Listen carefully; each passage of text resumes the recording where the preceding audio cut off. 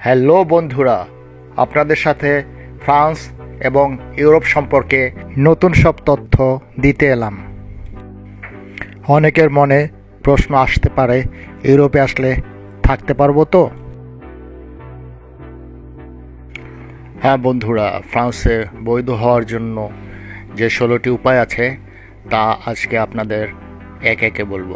আপনি কোনো কোম্পানিতে অথবা কোনো রেস্টুরেন্টে 22 মাস ধরে যদি কাজ করেন, আপনি এই 22 মাস কাজের প্রমাণপত্র সহ একজন অ্যাডভোকেটের মাধ্যমে পেপারস অ্যাপ্লাই করতে পারবেন। এবার আরেক ধরনের পেপারসের কথা বলছি, এটা হলো মালাদি পেপারস। মালাদি পেপারসের অর্থ হলো অসুস্থতার কারণে আপনাকে মানবিক কারণে থাকতে দেয়া। আমি সবারই সুস্থতা কামনা করি, তারপরও যদি কেউ শারীরিকভাবে অসুস্থ থাকেন, তারা এই মালাদি কার্ডের জন্য ফ্রান্স গভর্নমেন্টের কাছে অ্যাপ্লাই করতে পারেন। অসুস্থতার ব্যাপারে কারো যদি ডায়াবেটিস থাকে, হার্টে কোনো প্রবলেম থাকে এবং কঠিন কোনো অসুস্থতা থাকে, যে অসুস্থতা ট্রিটমেন্ট করতে অনেক পয়সা খরচ হবে, এগুলোর জন্য আপনি মালাদি পেপারস বা মালাদি রেসিডেন্স কার্ড অ্যাপ্লাই করতে পারেন।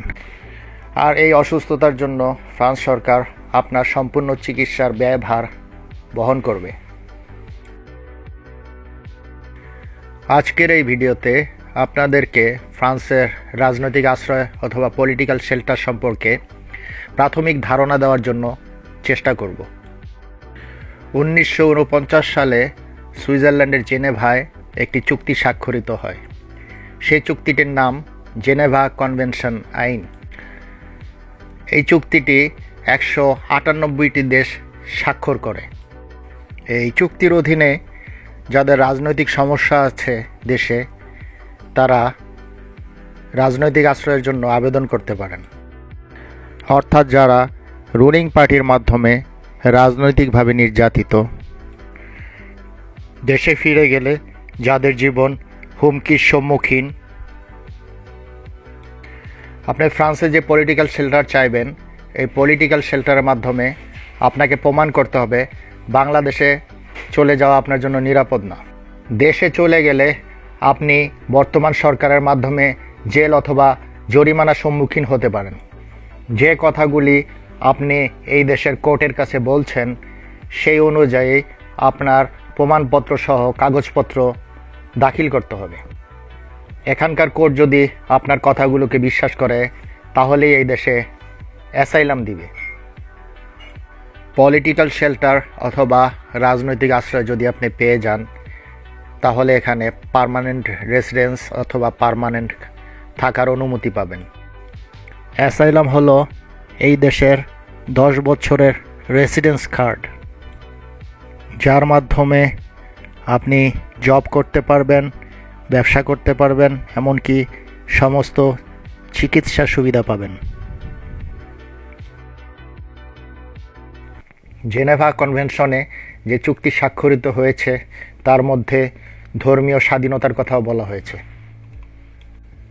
যদি কেউ নিজ ধর্ম স্বাধীনভাবে পালন করতে ব্যর্থ হয় এবং ধর্মীয় কারণে জীবন নাশের সম্ভাবনা থাকে, সেও জেনেভা কনভেনশনের আইনের মাধ্যমে রাজনৈতিক আশ্রয় চাইতে পারে। যদি কারো কোনো দেশেরই ন্যাশনালিটি না থাকে, তাহলে তারা রাজনৈতিক আশ্রয় চাইতে পারে। উদাহরণস্বরূপ বাংলাদেশের রোহিঙ্গা এবং বিহারি সম্প্রদায়। জেনেভা কনভেনশন সম্পর্কে আরও বেশি জানার জন্য আমার ভিডিওর নিচে লিংক দিয়ে রাখব, আপনারা পড়ে নেবেন।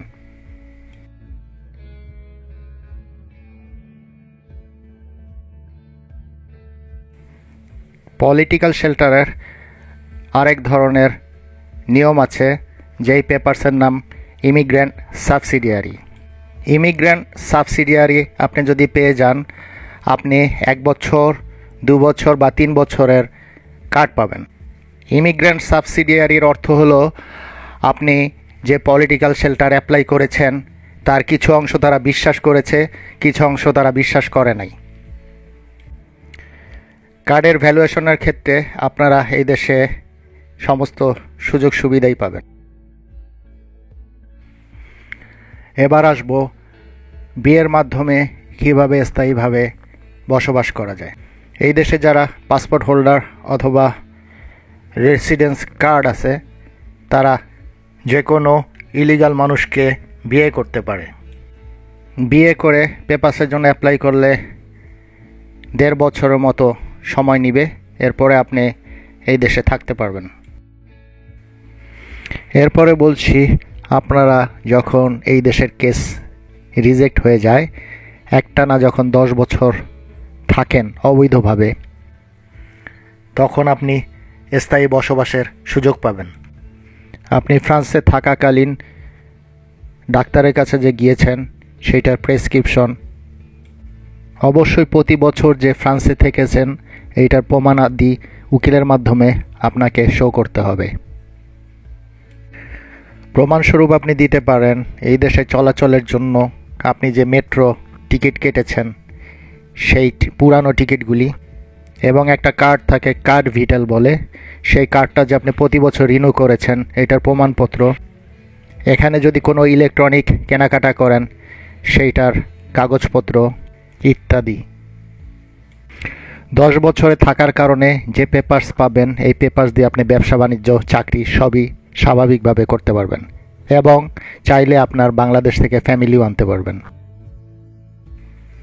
আপনারা যদি হাজব্যান্ড ওয়াইফ ফ্রান্সে থাকেন এবং আপনার বাচ্চা যদি স্কুলে 3 বছর পড়াশোনা করে, তাহলে আপনি রেসিডেন্স কার্ডের জন্য আবেদন করতে পারবেন।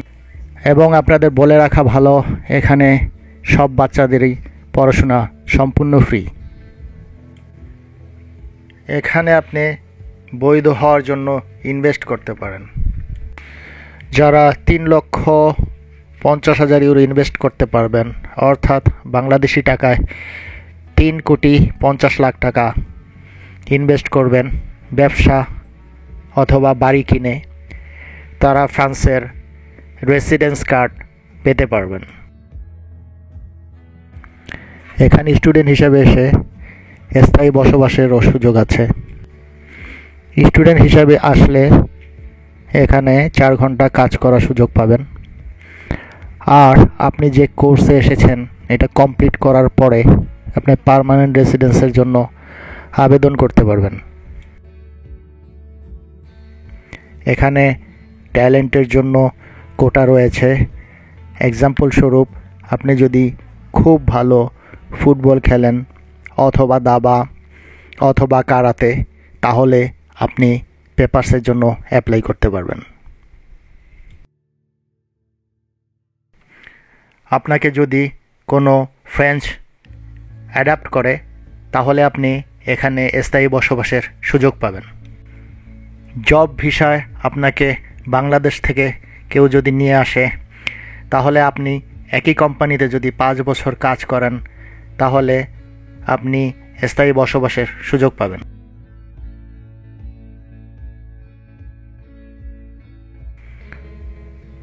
আপনার যদি কোনো ভাই অথবা বন্ধু যারা এখানে স্থায়ীভাবে বসবাসরত এবং অর্থনৈতিক অবস্থা ভালো, তারা যদি আপনাকে স্পন্সর করে, আপনি এই দেশে সহজে আসতে পারবেন। আসার পরে আপনি ভিসা থাকা অবস্থায় 3 বছর যদি কাজ কন্টিনিউ করতে পারেন, তাহলে আপনি এই দেশে স্থায়ী হওয়ার সুযোগ পাবেন। আমি তো একটা জরুরি কথা আপনাদের বলতে ভুলেই গিয়েছিলাম। যারা এখানে পলিটিক্যাল শেল্টার অ্যাপ্লাই করবেন, তারা ফ্রান্স গভর্নমেন্ট থেকে 450 ইউরো ভাতা পাবেন। সবাইকে অসংখ্য ধন্যবাদ আমার এত লম্বা ভিডিওটা সম্পূর্ণ দেখার জন্য। আরও ইনফরমেশন আপনাদের যদি প্রয়োজন হয় আমার ইনবক্সে লিখবেন, আমি সময় করে উত্তর দিব। ধন্যবাদ।